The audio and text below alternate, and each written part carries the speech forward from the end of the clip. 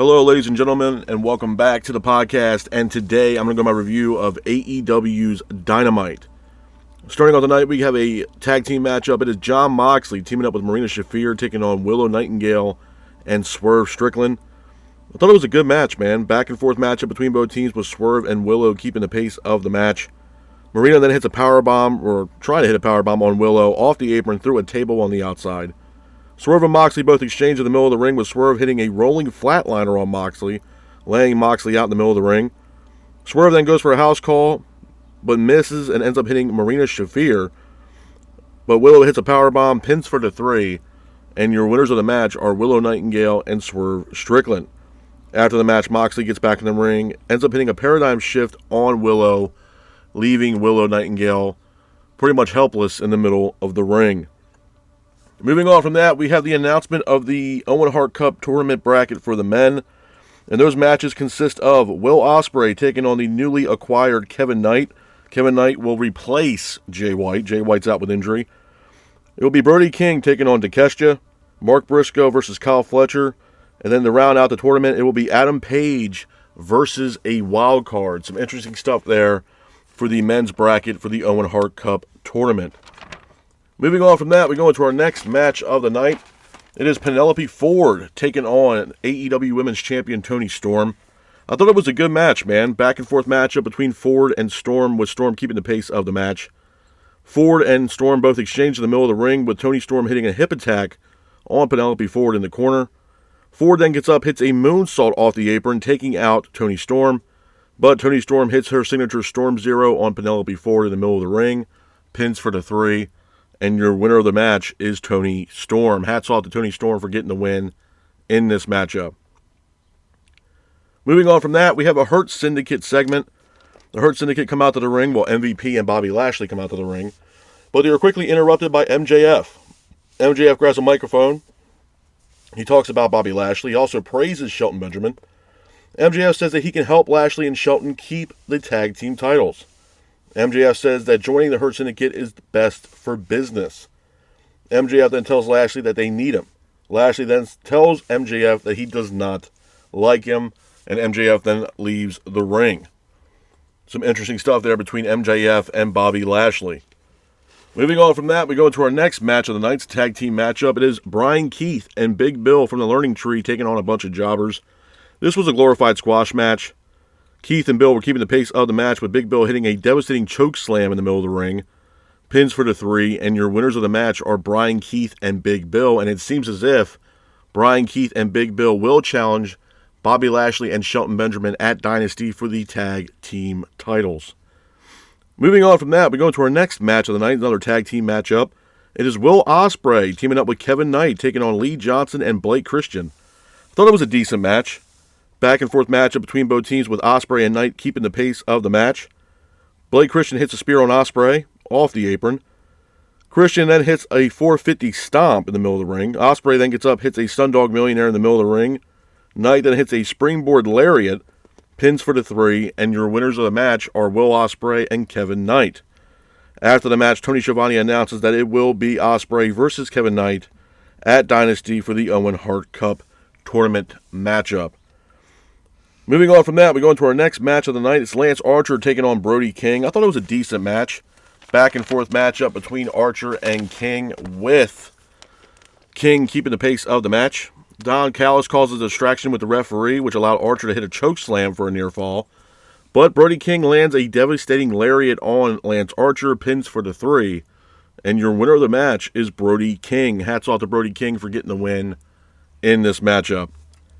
Moving on from that, we go into our main event of AEW's Dynamite. It is Cope taking on Claudio Castagnoli.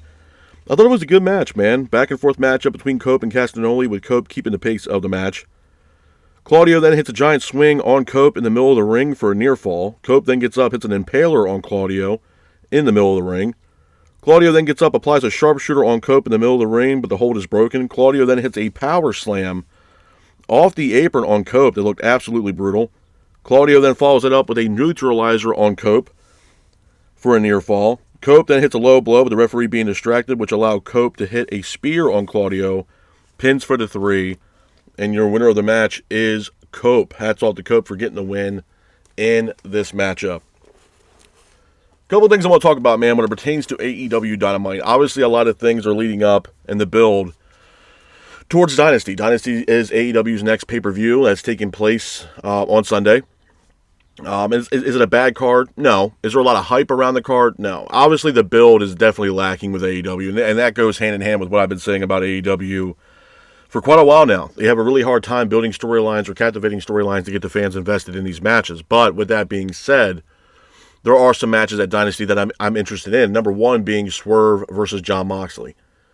To me, honestly, Swerve needs to walk out Dynasty AEW World Champion. I think the time for the Death Riders and Jon Moxley, I think everybody, not just including myself, but a lot of people have, stressed their grievances towards the whole situation with the Death Riders and Jon Moxley and how it's literally killing the business, or at least AEW for that matter. I mean, everybody is sick and tired of the Death Rider situation. They're tired of Jon Moxley. We have not seen the AEW title actually out of the briefcase or on TV since Wrestle Dream, which was, I believe, October of last year. So, I mean, clearly shit needs to change. And hopefully, when Swerve and Moxley happen, most likely in the main event for AEW Dynasty, hopefully Swerve does walk out with the AEW World title, because if not, it really does beg the question on who will be next for Jon Moxley, possibly at or at All In. And honestly, for what it's worth, speaking of All In, the brackets. Obviously, the brackets, the Owen Hart Cup tournament, finals, the winner of those finals will challenge their respective titles from both men and the women. And the tournament, I mean, the bracket for the men is not terrible. I don't think it's that bad. There's some notable names in that tournament. We have Will Ospreay and Kevin Knight. Now, a lot of people, that I talked to really weren't happy or excited due to the fact that Jay White was taken out of the tournament when he just announced it on Saturday. I don't know what the situation is with Jay White. A lot of people are saying he's injured. A lot of people are saying that Tony Khan kind of wrote him off TV for some apparent reason, especially due to the fact that he had a match with Kevin Knight on Collision. And then here we get to Wednesday for Dynamite, and all of a sudden Jay White's now out with injury, or he was beaten up by the Death Riders, and they wrote him off TV. So I don't really know specifically what's going on with Jay White. I know Jay White was replaced in the tournament. It was supposed to be originally Will Ospreay versus Jay White, which would have been an incredible matchup to see. But Kevin Knight was that replacement, and he will challenge Ospreay at Dynasty in the Owen Hart Cup tournament matchup. So, obviously a lot of people were pissed off with the Jay White situation. I mean, for what it's worth, Kevin Knight, I don't know a lot about Kevin Knight. I'm not going to sit here and lie to you guys. I don't know a lot about Kevin Knight and the work that he has done. I know he has wrestled, obviously, in New Japan. I think he was the IWGP Junior Tag Team champion at one time. And he's wrestled, obviously, on the Indies. I think he even made an appearance in TNA, if I'm not mistaken, or some appearances in TNA. But what I will say is this. I know that the situation with Kevin Knight, and the reason why a lot of people, I think, are pissed off with the situation with Knight, is there was talks of Kevin Knight going over to WWE or being part of the WWE ID program, or possibly making his way over to NXT. And then a week later, after that was announced, Tony Khan kind of swept the rug underneath WWE once again and signed Kevin Knight to AEW, which, for what it's worth, I'm not saying he's a bad talent. But I do think, again, it's one of those things where Tony Khan has this underlying issue with WWE. I do. And, they brought this guy in, and they're already pushing him to the moon. I mean, he was, 7 days into AEW, and now he's a part of the Owen Hart Cup tournament. He's got a high-profile pay-per-view matchup against Will Ospreay. I don't know what they're doing or what their plan is with Kevin Knight. Do I think he'll beat Ospreay? No. I think Ospreay will beat Kevin Knight in the tournament. The finals of the tournament for me will be Ospreay versus Adam Page. Depending on who the wild card is, I don't know. But I think it would be, if I had to predict it, I think it should be Ospreay versus Page in the finals.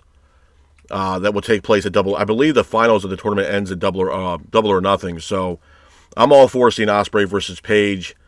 And I'm good either way. Whoever wins that matchup between Ospreay and Page, but I don't see Kevin Knight beating Will Ospreay at Dynasty. I just don't. And to be honest with you, like I said, I just think the narrative of pushing him so quickly is not really going to benefit Kevin Knight that well. To be honest with you, I think Tony Khan is doing this because it's one of those things that he can throw back in WWE's face, and I think that's exactly what it is. He has an underlying issue with WWE, which he needs to be more focused and fixated on AEW. I know he might have said that he is, but he's not. With that being said, I think the tournament is predictable for the men. Not really compared to the women's, which I will talk about here in a little bit. But My prediction would be Ospreay versus Page in the final. I think that should be the match to make. There's some notable names in the tournament that I think, they continuously keep slotting these people into the tournament. Number one being Mark Briscoe.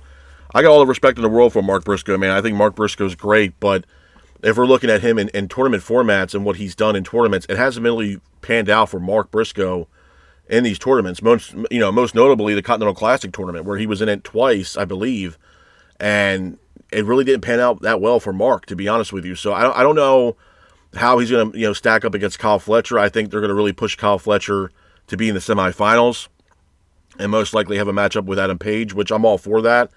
The wild card, I don't know who the wild card is going to be, man. A lot of people have been throwing a lot of different names out there.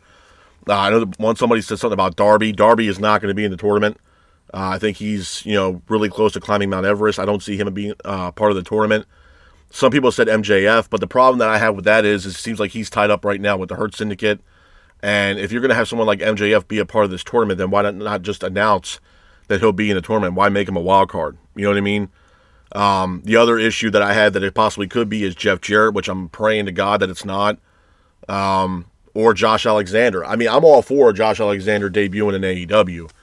I'm all for that. I know Max Caster is having an open challenge for Dynasty, and a lot of people were mentioning that it might be Josh Alexander to come in to pretty much beat the hell out of Max Caster, the return of Jack Perry.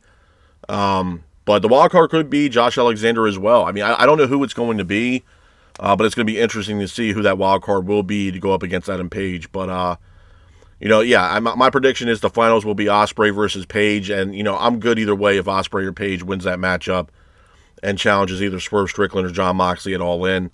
I'm all for it. Absolutely all for it. And like I said, we opened the night up with Jon Moxley teaming up with Marina Shafir and taking on Willow and Swerve. I thought it was a really good match. That spot that Willow took from that power bomb from Marina, man, was kind of sketchy, to be honest with you. She really had a hard time getting her up for that power bomb, and just the way she landed on that table, man, looked absolutely brutal. We had Brian Keith and Big Bill.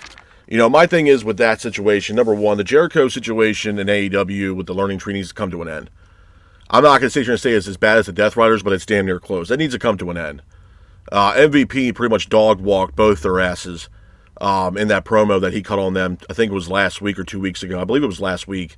He dog-walked the shit out of both Brian Keith and Big Bill. The tag team division in AEW is absolutely abysmal at this point. There is no tag team division. There's not. I don't know where the Grizzled Young Veterans are. You got the Guns. You got, Top Flight. You got, Action Andretti and Leo Rush. There's really not a predominant tag team force in that division besides the Hurt Syndicate, besides Lashley and Shelton Benjamin. So, to me, honestly, and I mentioned this a while back ago when the Acclaim split up. It was a huge L for those guys to split up. Max Caster and Anthony Bowens need to come back as the Acclaimed, as a tag team. Max Caster doing this solo run and doing these open challenges really ain't panning out for his career right now. It's not working out for him. It's not working out for Anthony Bowens. We haven't seen Billy Gunn on television since they split up. They need to come back as the Acclaimed, because right now the tag team division is just awful. Yeah, you got Private Party. I get it. But the tag team division is it's not there. Everybody's waiting for the Young Bucks, and to be honest with you, I don't blame them. Why? Because there needs to be some kind of different change. You look at FTR. FTR is one of the best tag teams in the world. But right now they're tied up with the Trios Championships, where they'll challenge the Trios Champions at Dynasty. I don't know what's going to happen with FTR after that. I know that a lot of people have been hitting that FTR might turn heel, or Cope might turn heel and join Christian Cage. I don't know what's going on. But the tag team division right now for AEW is absolutely just awful. It's awful, man. They need a shot in the arm in that tag team division. I don't know what they're going to do. I mentioned last week about Gallows and Anderson, but it looks like Gallows and Anderson are all possibly on their way to MLW. There was a vignette. I think they just had a show not too long ago, or a couple days ago, or something like that, where I saw it from one of my friends. They sent it to me, and it was a video. It looks like a video package for the debut of Gallows and Anderson making their way over to MLW. So it looks like they're not going over to AEW. But man, they need somebody. They need some kind of tag team. I don't know if it's Akam and Razor and they're coming into AEW as AOP. I don't know. Obviously they can't come in as AOP, but they need something, man. They need something to bring a spark back into this company, because right now it's not it. And I'm not going to keep doing this week in and week out with AEW and put out my grievances, because it's rinse and repeat. But you guys know how I feel about AEW, and if things don't change, man, this company is not going to last that long.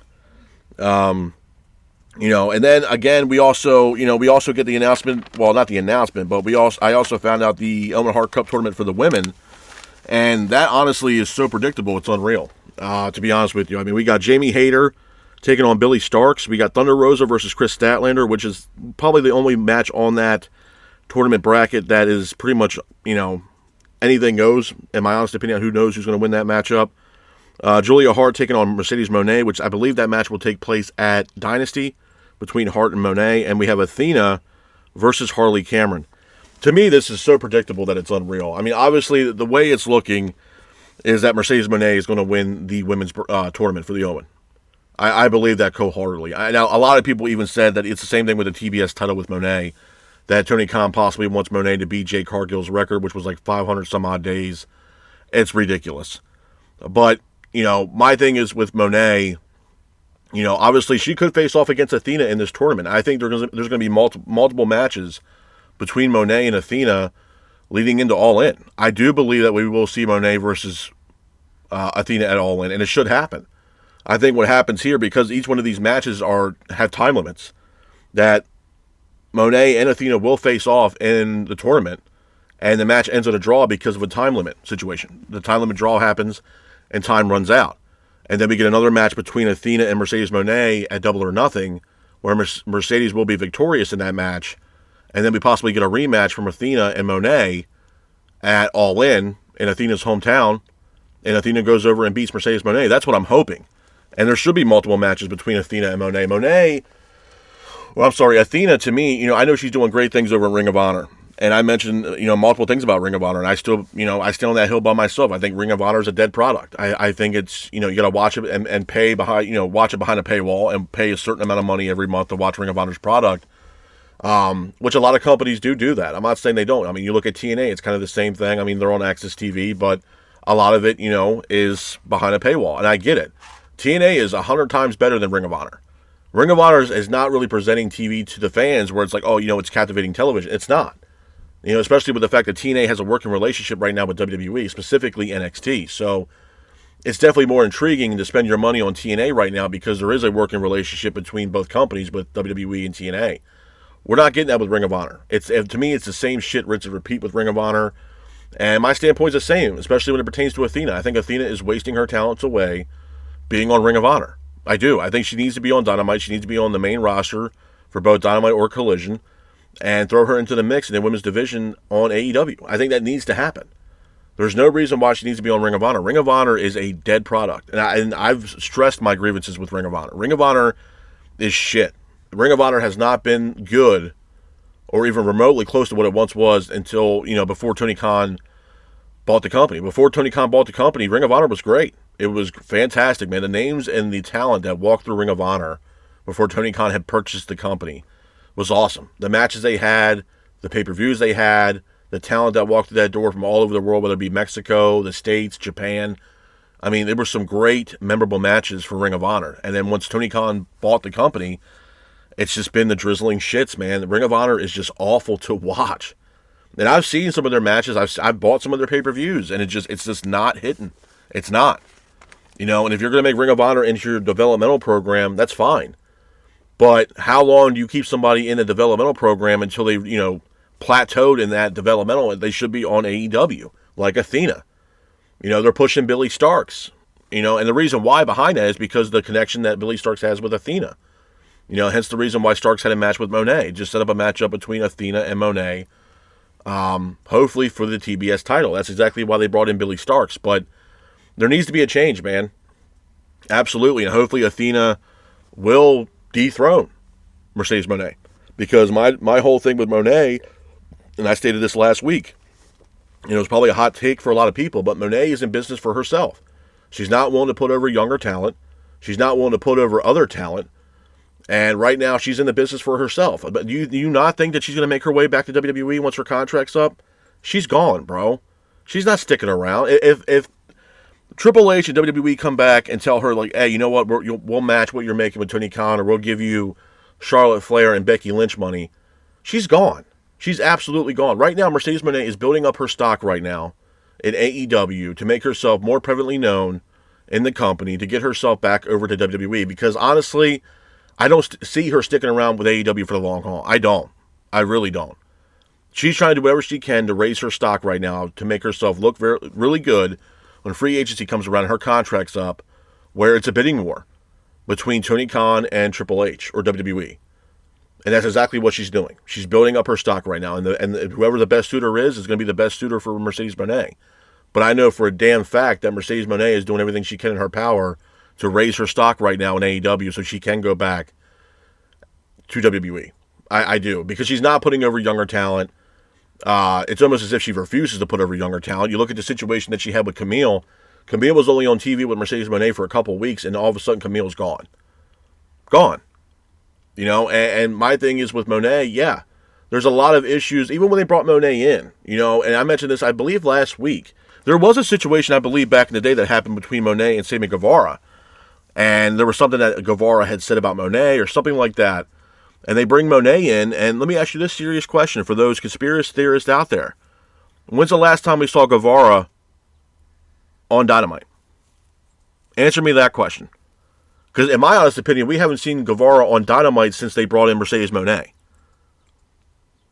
I mean, I could be mistaken on that, but as far as I know, I have not seen Guevara on Dynamite for a long time. But we've seen Guevara on Ring of Honor. He's a 6-man tag team champion in Ring of Honor. I believe it's with Dustin Rhodes and one of the Von Erichs, I believe.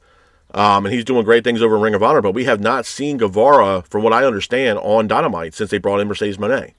I wonder why.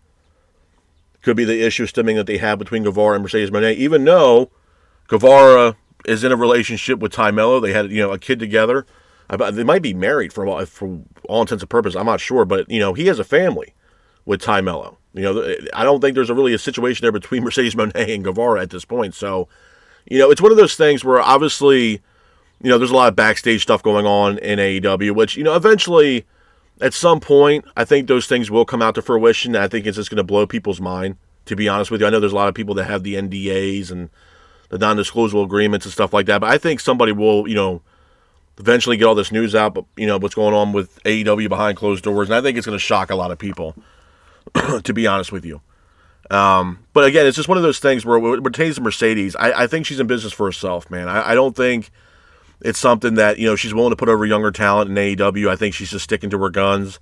She has full creative control over her character in AEW, and she's just trying to raise her stock right now, man, because when her contract is up, she wants an ongoing bidding war between, AEW and WWE. But I can see her going back to WWE. Absolutely. Absolutely. And I think she's just waiting for the great time to cash in and be gone from AEW. And that's exactly what's going to happen. But like I said, with the tournament for the women, I mean, it's really predictable. I think Mercedes Moné will win that tournament, and then she will go on to challenge for the AEW Women's Championship, most likely at All In. All In, obviously, is AEW's biggest show, and they're going to stack that card up from top to bottom. You already got rumors of Okada and Omega. You got, the winner of the men's Owen Hart Cup tournament challenger for the AEW World title as well. They're going to stack that card up because All In, to me, in AEW is their WrestleMania. It's the biggest show of the year. The past couple of years now, the past 2 years, they've had it in England. So obviously this year they're having it at Texas at the Rangers baseball stadium. So they're going to hype that show up. It's the biggest show for them in the year. And yeah, but again, it's certain things that obviously AEW needs to change. I think that's just the nature of the beast.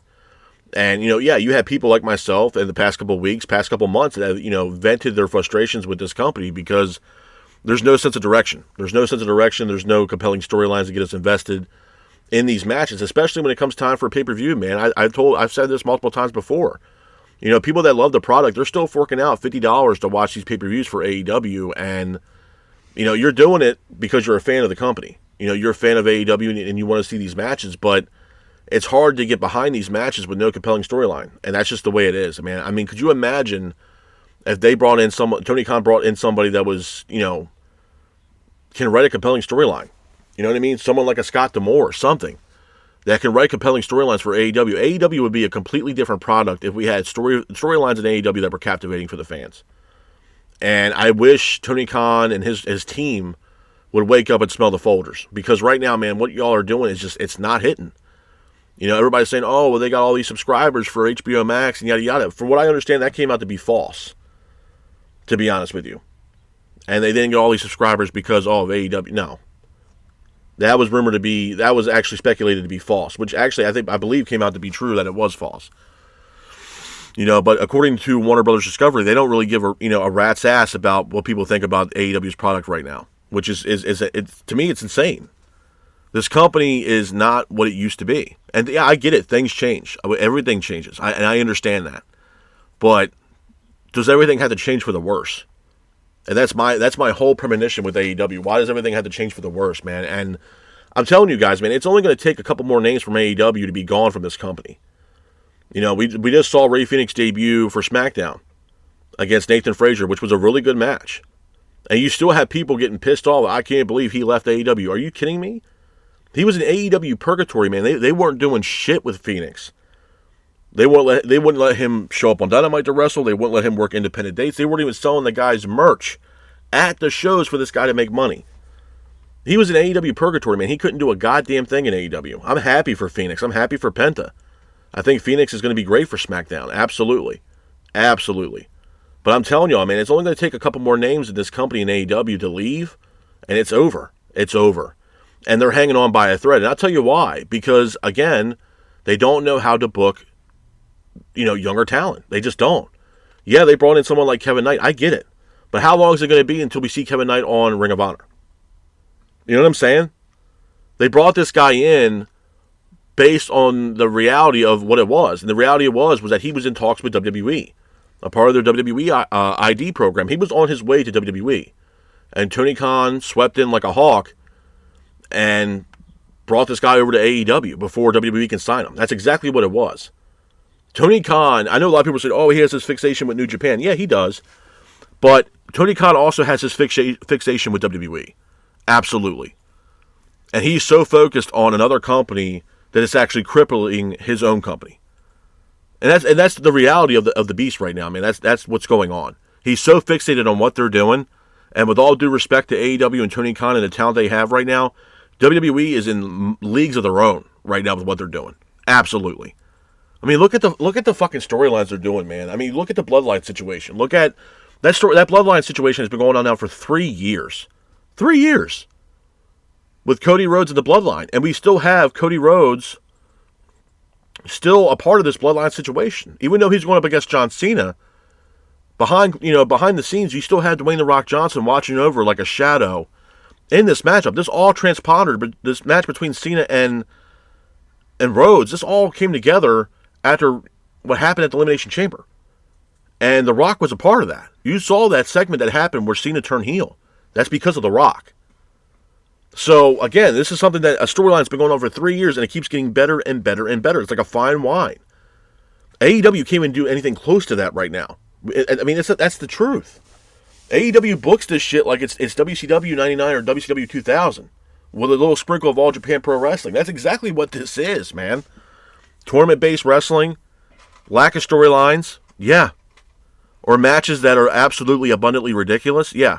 Exactly like WCW in 99 and 2000.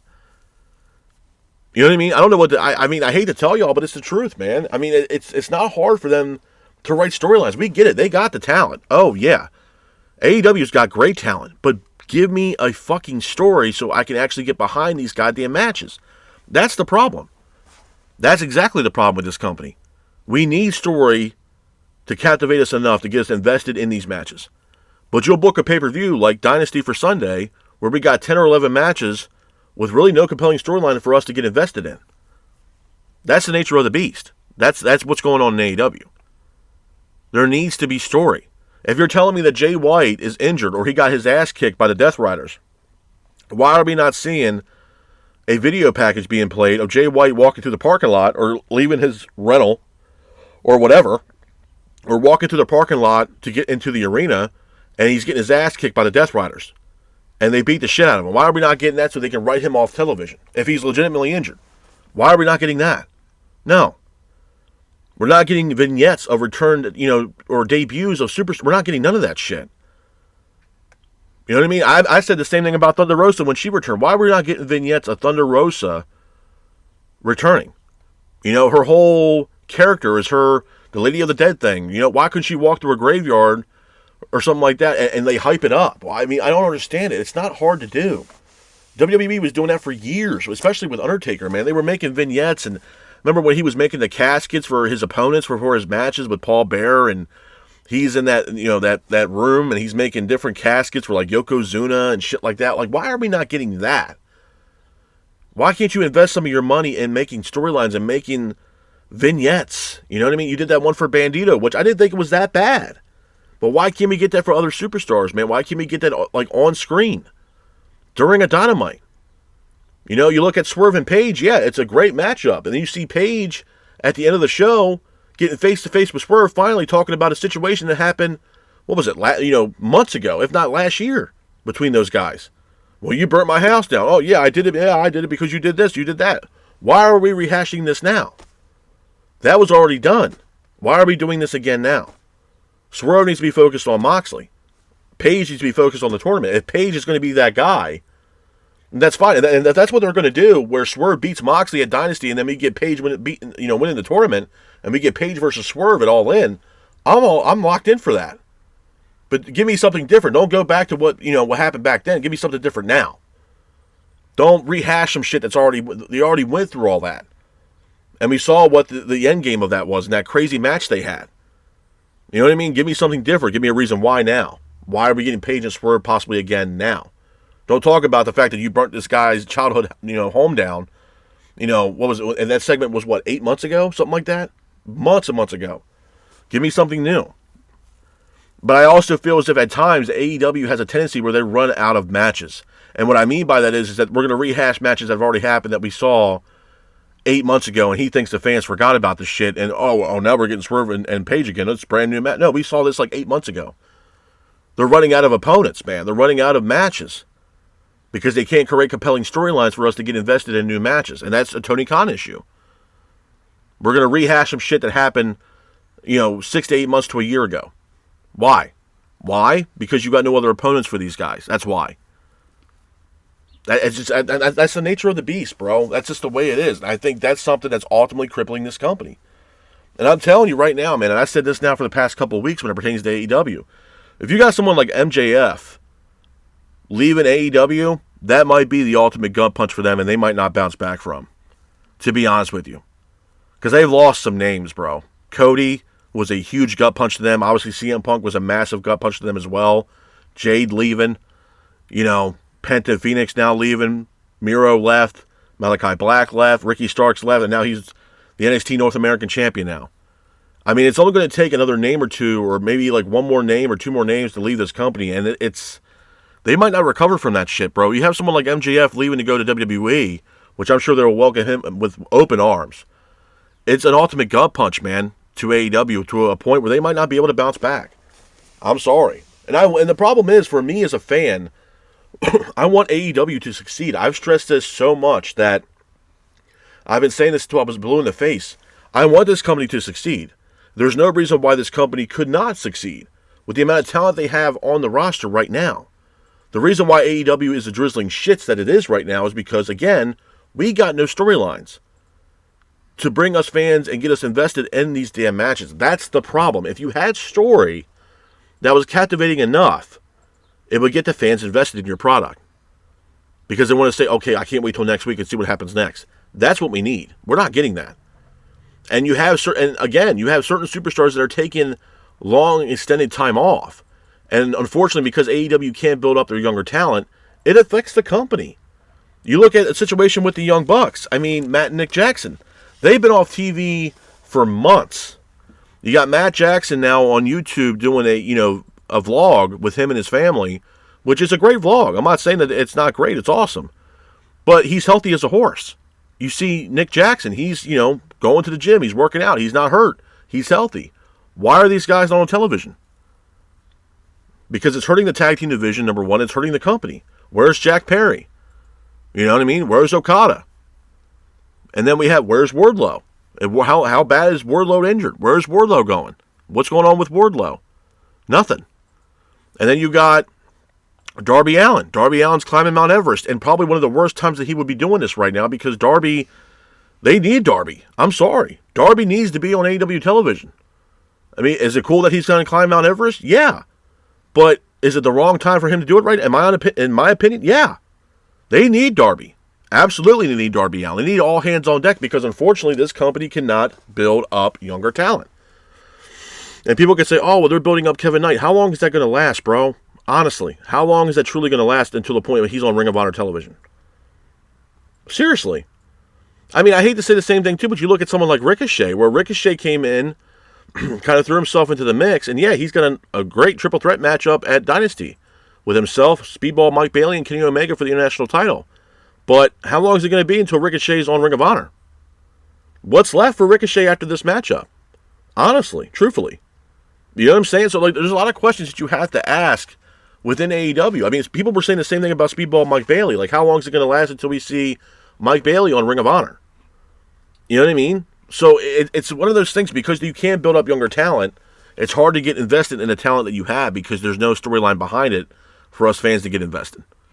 Nothing. Absolutely nothing. When they did Ricochet versus Ospreay, you know what I mean? There's a history there. How come we're not getting video packages or us getting the history of what was going on between Ospreay and Ricochet on the Indies and why that match happened when he came into AEW? You know what I'm saying? So, like, they're just behind the eight ball, bro. And people that compare it to WWE, I'm sorry, there is no comparison. Obviously WWE has its own issues in itself, but they're miles ahead of what they're doing right now as a brand. You know, it's a global brand, man. They're doing PLEs all over the world where AEW is only going to England. You know what I mean? Or Australia. This is a company that's going to France and Mexico and, Germany, all over the world, bro. And AEW's behind the eight ball on that. You know, you look at the situation for AEW's Grand Slam in Australia, it turned into an absolute nightmare. A nightmare so bad that it actually injured Buddy Matthews. Buddy Matthews has now been off TV because of how bad the ring was, where he damn near snapped his ankle in half in a matchup that he was having against Okada for the Continental title, I believe. I mean, the show was awful. They moved that show to 2 different arenas because they couldn't sell out tickets, and giving people 2-for-1 deals on tickets because the ticket prices were so bad. People weren't even going to the show. And people that bought tickets that didn't get the deal, Tony Khan wasn't willing to give them a refund for it. It was horrible. Absolutely horrible. You know, the shit with AEW needs to change. And if not, it's just going to be one of those things where this is going to be what we're getting week in and week out, and people are going to start leaving in droves. It's almost as if they don't give a shit about their company, bro. Or they're Tony Khan is that delusional, to be honest with you. It's almost borderline scary that he thinks what he's doing is actually fucking working, and it's not. You look at ticket sales, bro. You look at ratings. You look at pay-per-view buys. The shit's not working. You have NXT right now is WWE's developmental program for them. They're whooping their asses week in and week out. Yeah, sometimes AEW has, we beat them in the rankings this day or during this week. But usually 9 times out of 10, NXT is beating the hell out of AEW in the ratings, for what I understand. And NXT has got no problem in selling tickets for their shows. You look at those NXT shows, yeah, they might be in the Performance Center, but they're damn near sold out. Their special events that they go, different states throughout the U.S., they're pretty much sold out. And not for nothing, it's more compelling TV because they build storylines. And it also helps NXT with the fact that they're willing to work with TNA and vice versa. We just saw Ethan Page, I believe, show up on TNA Impact not too long ago. It was a big deal. He was a former TNA talent. So again, it's working out great for both TNA and WWE and NXT right now. Absolutely. Where it's not really panning out for AEW. It's just not. It's not. Yeah, AEW has working relationships with other promotions. New Japan. CMLL. Yeah, sure.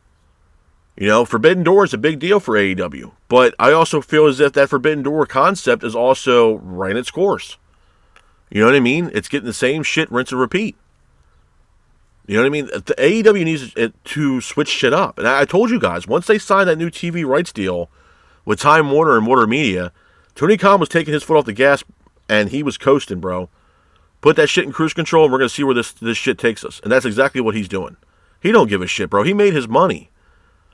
He don't give a damn about AEW anymore. I mean, you look at the situation. There was another situation that came out about AEW that I'll talk about briefly before I get out of here.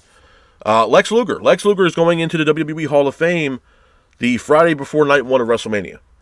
Now, people were speculating up and down who was going to induct Lex into WrestleMania. Is it going to be DDP or is it going to be Sting? Now, Tony Khan was asked about this on a conference call or a media call for this weekend's Dynasty. He said that he hasn't even reached out to Sting, and Sting hasn't reached out to him.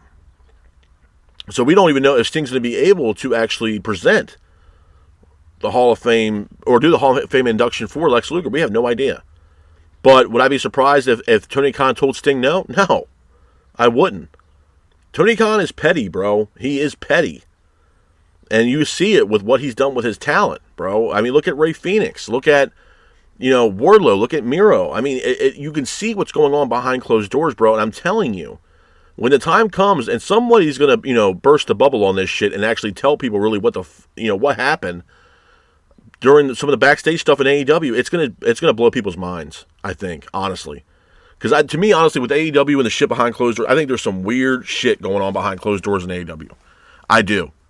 Because to me, some shit's not adding up. It's just not. And there's a lot, if you really think about it with AEW, there's a lot of backstage and shit that's happened in AEW over the past couple of years that really has you scratching your head a little bit, to be honest with you. Even the video that was played with the whole CM Punk and Jack Perry situation, where Tony Khan said he's fearing for his life. CM Punk didn't go after Tony Khan in that situation. He was face to face with Jack Perry. You know what I mean? So the whole situation it's just odd, man. It's weird, bro. It is. And I just think Tony Khan is a guy who just doesn't give a shit about his own company. The guy's delusional. I understand he's a fan of the wrestling business. I get it, and that's great. That's great. But you also have to be a boss, and that's the problem with him. He wants to be these people's best friends, and it's not working. It ain't working. And there's times where he wants to be a boss, like he'll send people home and yada, yada, yada, or if somebody was friends with CM Punk, he ain't going to book him for whatever reason because he has this fixation with Phil Brooks. But it's showing, man. You can see it on TV week in and week out, and I'm not the only one that's saying this same shit. Everybody else in the wrestling community is saying the same shit with this company week in and week out. We want storylines that are compelling enough to get us invested in the product. I mean, at this point, everybody's getting ready to shout out from the rooftops at this point. That's all we want. We want compelling storylines to get us invested in these matches. That's it. Give us a reason why, bro. Give us a reason why we should be invested in these matches. Something. And we're not getting it. And I think that's ultimately, it's killing AEW. And until Tony Khan can actually figure that out and write compelling storylines for these matches, this company is going to fail, bro. It's going to happen. And you're going to slowly see the demise of AEW. And then fans, once it happens, people are going to be like, well, I don't understand why that happened. I'm telling you why it happened.